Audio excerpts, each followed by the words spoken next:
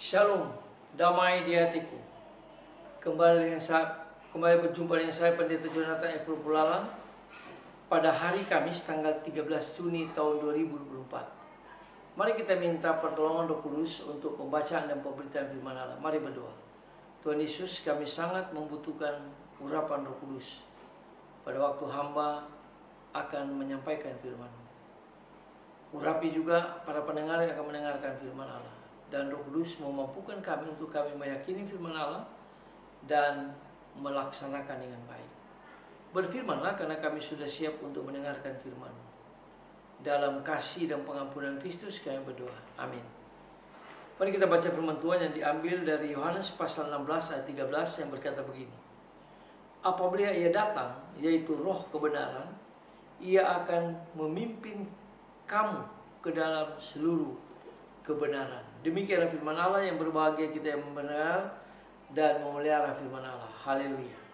Tema kita pada hari ini adalah Roh Kudus akan memimpin kita dalam kebenaran. Nah, saudara-saudara yang saya kasih dalam nama Tuhan Kristus, banyak hal yang disampaikan oleh Tuhan Yesus pada perjamuan malam terakhir bersama-sama dengan murid-muridnya. Namun, menurut hemat saya, dari seluruh itu, janji akan Roh Kudus menjadi puncak dari seluruh pembicaraan Tuhan kita Yesus Kristus. Roh Kudus adalah Roh Allah sendiri. Roh Kudus akan memimpin manusia dan seluruh gereja kepada kebenaran. Roh Kudus akan menuntun manusia untuk mengenal Allah Bapa dan mengakui bahwa Tuhan Yesus adalah juru selamat dunia. Itu dijelaskan di dalam Yohanes 4 ayat 23 dan 24. Nah, kekuatan hidup manusia dan gereja adalah Roh Kudus. Kita manusia memperoleh kehidupan baru karena Roh Kudus.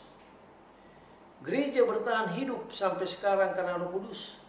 Roh Kudus senantiasa membimbing gereja berjalan melintasi zaman dan tempat sampai ke seluruh dunia.